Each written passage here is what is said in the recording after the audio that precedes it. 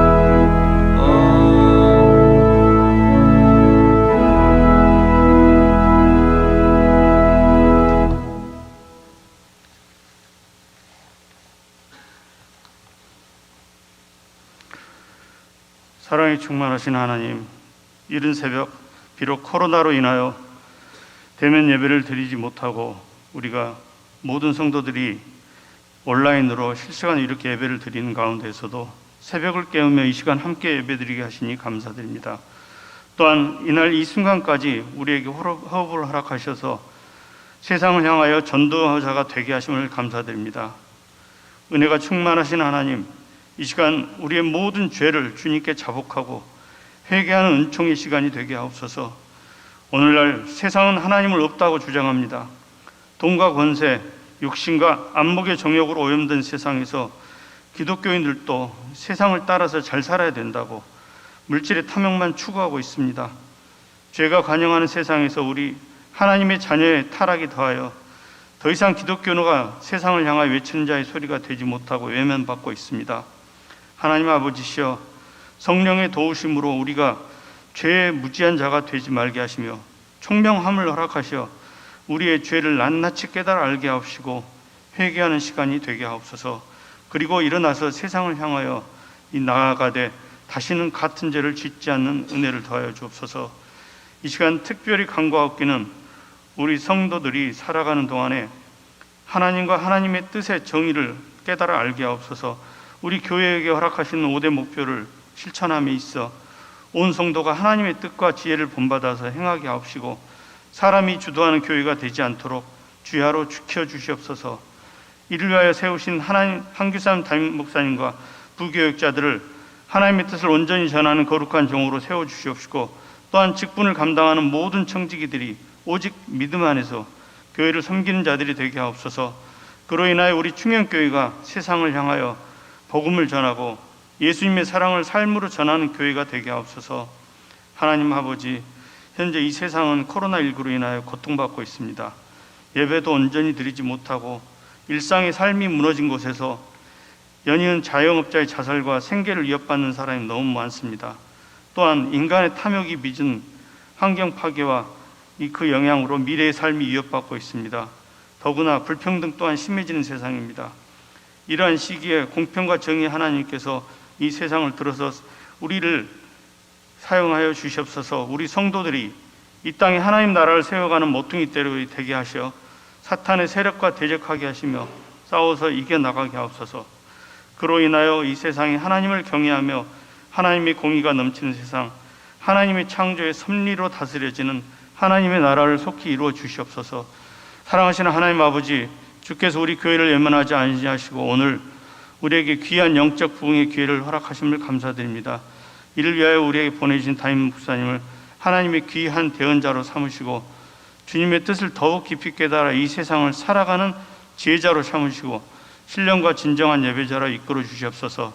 또한 이 시간 말씀을 전하는 김상래 목사님 입술을 주장하시고 영육간에 강건하게 하시어 귀한 예배 시간이 되게 하여 주시옵길 간청하옵드리옵고 시종을 주님께 의탁드리오며 예수님의 이름으로 기도하옵나이다. 아멘.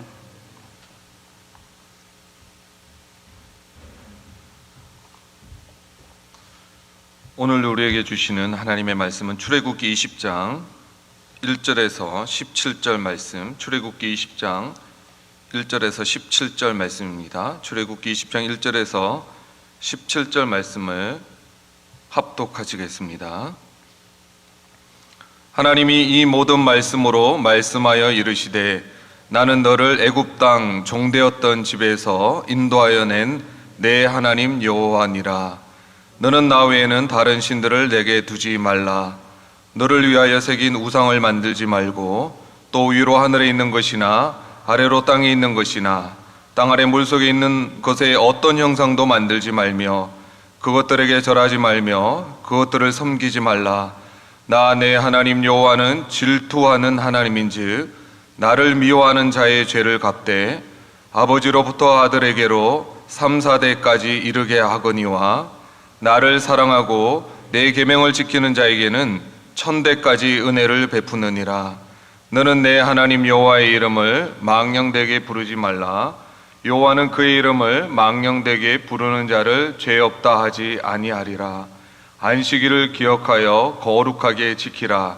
엿새 동안은 힘써 내 모든 일을 행할 것이나 일곱째 날은 내 하나님 여호와의 안식일인즉 너나 내 아들이나 내 딸이나 내 남종이나 내 여종이나 내 가축이나 내 문 안에 머무는 객이라도 아무 일도 하지 말라. 이는 엿새 동안에 나 여호와가 하늘과 땅과 바다와 그 가운데 모든 것을 만들고 일곱째 날에 쉬었음이라. 그러므로 나 여호와가 안식일을 복되게 하여 그날을 거룩하게 하였느니라. 내 부모를 공경하라. 그리하면 내 하나님 여호와가 내게 준 땅에서 내 생명이 길리라. 살인하지 말라. 간음하지 말라. 도둑질하지 말라. 내 이웃에 대하여 거짓 증거하지 말라. 내 이웃의 집을 탐내지 말라. 내 이웃의 아내나 그의 남종이나 그의 여종이나 그의 소나 그의 낙이나 물은 내 이웃의 소유를 탐내지 말라. 아멘. 믿음과 행함은 성경의 중요한 주제 중에 하나입니다. 우리가 잘 아는 로마서나 갈라디아서는 믿음으로 말미암는 이신칭의의 교리에 대해서 잘 가르쳐주고 있습니다. 또한 야고보스는 또 우리에게 행함과 실천을 강조합니다. 행함이 중요한 이유는 우리가 믿는다고 말은 하면서도 실제로 행하지 않고 실천하지 않으면 그것은 헛된 믿음, 죽은 믿음이 되기 때문입니다. 우리 주님께서도 요한복음 14장 21절에 나의 계명을 가지고 지키는 자라야 나를 사랑한다 라고 말씀하시면서 계명을 행할 것에 대해서 많이 강조하고 있습니다. 우리가 말로는 믿는다고 하면서도 실천하지 않는 이 신앙 때문에 오늘날 교회가 교회다움을 잃어버리고 있지는 않은지 모르겠습니다. 그리스도인이 그렇다면 무엇을 행해야 하겠습니까? 바로 오늘 읽은 바로 이 십계명입니다. 우리 십계명은 우리 인생의 나침반, 내비게이션 지도라고 할 수 있습니다. 그리스도인의 삶의 대강령이라고 할 수 있습니다.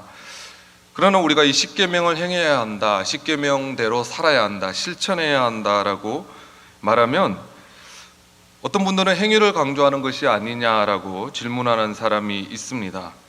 그런 분들이 이렇게 말합니다. 예수님께서 우리를 구원하셨기 때문에 우리는 더 이상 율법 아래 있지 않다는 것입니다. 물론 그리스도께서 율법을 다 이루셨고 성취하셨고 자신의 백성들을 율법의 저주에서 건져내신 것은 맞습니다. 이런 의미에서 이제 믿는 그리스도인들은 율법 아래 있지 않고 우리의 구원은 십계명을 지키느냐 지키지 않느냐에 달려있지는 않습니다. 그러나 그렇다고 해서 이제 율법, 즉 십계명이 그리스도인의 삶과 전혀 상관이 없다고 볼 수가 없습니다. 이런 의미에서 우리가 평소하게 간과하기 쉬웠던 십계명의 머리말 서론을 잘 살펴보아야 합니다. 우리 십계명의 서론이라고 할 수 있는 십계명 20장 우리 오늘 본문 2절을 우리 한 번 더 읽어보도록 하겠습니다. 함께 읽겠습니다. 시작. 나는 너를 애굽 땅 종되었던 집에서 인도하여 낸 내 하나님 여호와라. 우리가 여기서 이 십계명 서론, 이 머리말을 통해서 발견할 수 있는 눈여겨보아야 할 것은 바로 이 주님께서 이 십계명을 이스라엘 백성들에게 언제 주셨는가라고 하는 것입니다. 하나님께서 십계명을 주신 것은 이스라엘 백성들을 출애굽시키고 난 다음에 가나안 땅에 입성하기 전 광야에서 주셨다라고 하는 사실을 기억해야 합니다. 왜 하나님께서 십계명을 그때 주셨겠습니까? 만약 이스라엘 백성들이 하나님의 구원, 출애굽을 경험하기 전에 이 율법, 십계명을 받았다면 그들은 이 율법을 지켜야만 하나님께서 이 율법에 대한 순종을 보시고 우리를 구원해 주시겠구나라고 오해했을 것입니다. 만약 그때 주셨더라면 율법이 아마 구원의 전제 조건이 되었을 것입니다. 그럼 우리가 잘 알고 있듯이 그들이 구원받은 것은 그들의 행위나 조건이나 그들의 어떤 행함과 상관없이 하나님의 전적인 선하심과 성실하심과 언약에 대한 신실하심으로 그들이 구원받은 것입니다. 조금 더 구체적으로 말하면 그들의 조상이었던 아브라함과 맺은 하나님의 언약을 하나님께서 기억하셨기 때문에 하나님께서 그들을 애굽의 노예 생활로부터 구원해 주시고 호렙산에서 이 다시 율법을 주시면서 다시 언약을 맺어 주신 것입니다. 그리고 이 율법을 출애굽 이후 가나안 정복 입성 이전에 주신 것은 하나님의 구원받은 백성들이 약속하신 새 땅에 들어가기 전에 광야라고 하는 이 시간을 거치면서 여호와의 율법에 복종하는 것을 훈련해야 하는 것을 보여주는 것입니다. 신약 시대를 살아가는 우리에게도 동일한 원리가 적용됩니다. 우리는 율법의 행위가 아니라 오직 하나님의 전적인 은혜와 주권으로 구원받습니다. 그러나 우리가 구원받은 하나님의 백성들에게도 여전히 율법이 필요합니다. 은혜로 구원받은 하나님의 백성들이 어떻게 해야 하나님을 기쁘시게 할지, 어떻게 살아가는 것이 하나님의 백성다운 정체성의 삶인지에 대해서 율법이, 십계명이 우리에게 알려주기 때문입니다. 하나님께서 출애굽시킨 자신의 백성들에게 만약 이렇게 말씀했다고 가정해 보시기 바랍니다. 자, 이제 내가 너희를 구원했으니 너희가 나를 어떻게 섬길지 너희들이 원하는 대로 섬겨라. 너희들이 나름대로 너희들의 방식으로 나를 섬길 것을 결정해라 라고 말씀했다고 가정해 보시기 바랍니다.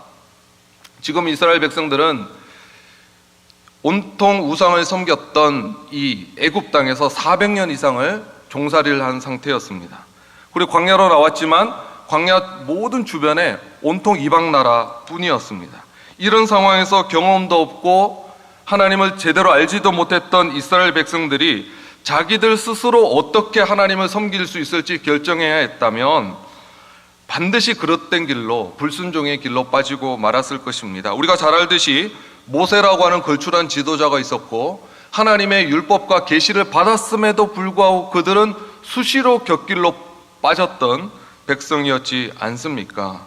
신약을 살아가는 우리도 율법이 여전히 필요합니다. 우리 역시 우리 주변에 얼마나 우리 기독교에 대해서, 하나님에 대해서 적대적인 세속주의의 영향력을 받고 살아갑니까? 택한 자라도 어떻게든 미혹하고 넘어뜨리려고 하는 악한 마귀가 우리를 호시탐탐 노리는 악한 시대를 살아가고 있습니다.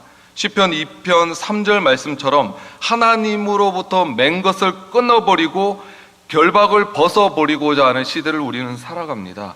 자기의 악한 욕망을 위해서 하나님께서 사람에게 주어준 어떤 것이라도 자유하고자 하는 시대를 살아가지 않습니까? 동성애와 낙태를 포함한 십계명에 반하는 모든 것이, 그것이 곧 인간의 자유인 것처럼 합법화시키려는 시대를 우리가 살아가고 있습니다. 그래서 우리에게는 기준이 필요합니다. 하나님의 길잡이인 우리 삶의 기준이 되는 이 율법이 없다면 우리는 어떻게 이 시대를 하나님의 뜻대로 분별하며 살아갈 수 있겠습니까? 그러나 이 악한 본성은 세상에만 있는 것이 아니라 우리 마음속에 있습니다. 그래서 많은 사람들에게 이 십계명을 제시하면 부담스러워합니다. 자신의 자유를 제약하는 것이라고 생각합니다. 이것도 하지 말라, 저것도 하지 말라라고 말하니까 자신을 제약하는 굴레라고 생각하고 답답해하는 것입니다.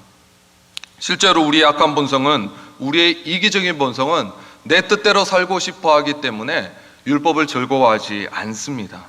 그러나 하나님께서 우리의 유익을 위해서 이 율법을 주셨다고 생각해야 합니다. 우리가 구원받은 것 이상으로 우리가 받은 가장 큰 복 중에 하나는 우리 속에 들려있는 이 하나님의 말씀, 즉 율법입니다. 그래서 하나님께서 이 율법을 주신 이유가 자기 백성과 세상과 구별하기 위해서임을 우리가 알 수 있습니다. 율법은 이스라엘 백성들이 가증스러운 행위를 하면서도 전혀 부끄러워하지 않고 무엇이 죄인지도 알지 못하고 기준 없이 살아가는 이방 사람들과 갈라놓는 울타리와 같은 것입니다. 이스라엘 백성들이 아직 자신을 지킬 만한 기준이라고 하는 것을 가지고 있지 않을 때에 율법을 주심으로써 다른 이방 나라들과 다른 부패한 문화와 관습과 어떤 영향력들로부터 그들을 차단시켜주고 지켜준 것입니다. 이런 의미에서 율법은 우리를 지켜주고 보호해주는 보호막의 역할을 하는 것입니다. 여러분, 오늘날 또 우리가 왜 한숨 쉬는 소식, TV를 켜고 인터넷을 열기만 하면 안타까운 이야기가 등장합니까? 간단하게 말하자면 세상이 하나님의 율법을 업신여기고 하나님의 율법을 무시하기 때문입니다.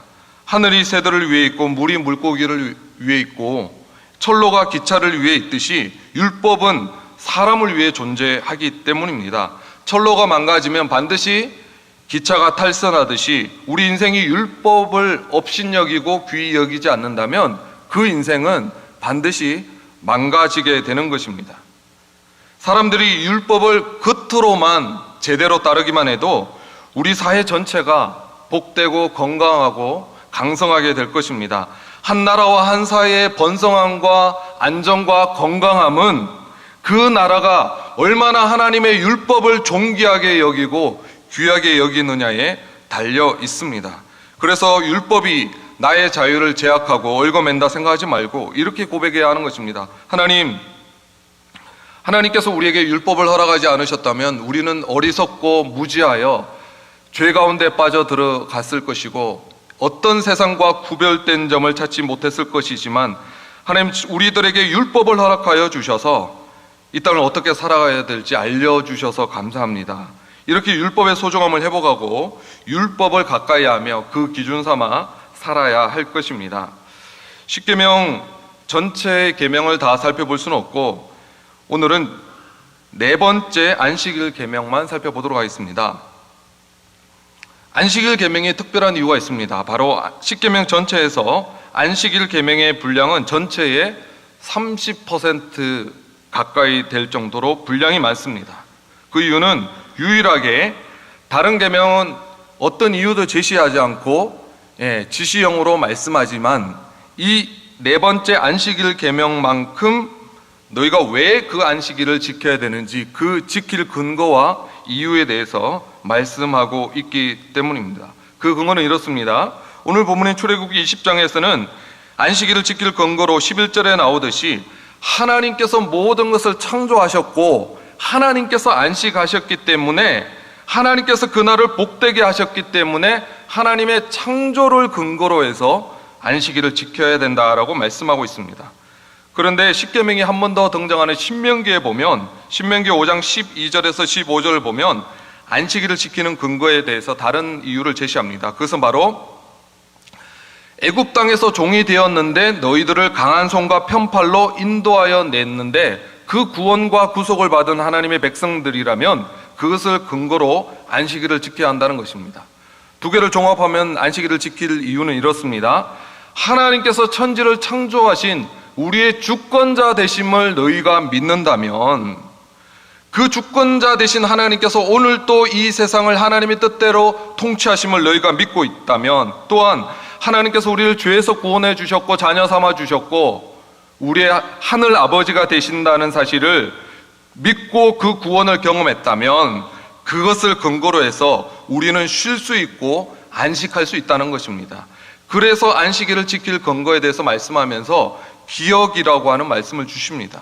그 말은 우리가 애써 노력해서 상기하고 떠올리지 않으면 안식을 잊어버리기가 쉽다는 것입니다. 영적 망상에 빠지기가 쉽다는 것입니다. 우리가 일상의 분주함과 복잡다단한 세상을 살아가다 보면 하나님이 창조주이시고 나는 하나님이 만드신 피조물이라고 하는 사실을 잊기 쉽다는 것입니다. 내가 원래는 지옥 갈 수밖에 없었던 죄인이었고 하나님께서 나를 구원해 주신 그 구원의 은혜를 잊어버리기가 쉽다는 것입니다.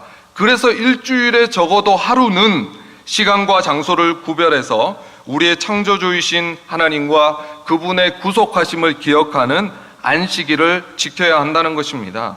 우리는 성취 중심적인 사람들이고 미친 듯이 일을 향해 달려가기 때문에 세상에 빠져 집중하며 살아가다 보면 내가 얼마나 쉼이 필요한 존재인가, 하나님의 은혜가 필요한 사람인가를 나의 피조물의 한계와 나의 영적 한계를 망각하기 쉽습니다. 무엇보다 예배하지 않으면, 예배 현장에 나오지 않으면 하나님을 잊어버리기가 참 쉽습니다.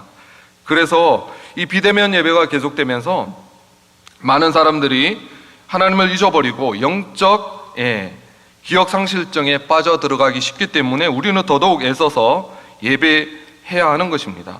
안식일을 지칭하면서 여호와의 안식일이다라고 지칭하는 것을 주목해야 합니다. 이 말은 여호와에게 바쳐진 여호와를 위해서 구별된 안식일이라고 볼 수 있습니다.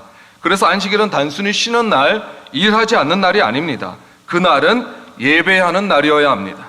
그래서 교회는 예수님의 부활을 기념하여 안식일을 주일로 대체해서 지키는 것입니다. 그래서 주일을 잘 지키는 방법은 두 가지입니다. 잘 쉬거나 잘 예배하거나입니다. 이 두 가지, 잘 쉬거나 잘 예배하는 것에 해당되지 않는 것이라면 주일날에는 피하는 것이 좋습니다. 그리고 지키라고 하는 말을 주신 것은 그날은 애써 노력해서 잘 쉬기 위해서, 잘 예배하기 위해서 노력해야 함을 보여주는 것입니다. 안식일은 우리에게 참으로 복되고 거룩한 날입니다. 이 복된 날 우리의 몸과 영혼과 마음이 안식을 누려야 합니다. 우리의 몸과 영혼이 쉼을 통해서 회복되는 날입니다. 또한 그날은 거룩한 날이기 때문에 우리는 하나님을 예배함으로 하늘의 신령한 복을 누릴 수 있는 날입니다. 안식일은 하나님께서 우리에게 정해주신 기본적인 질서입니다.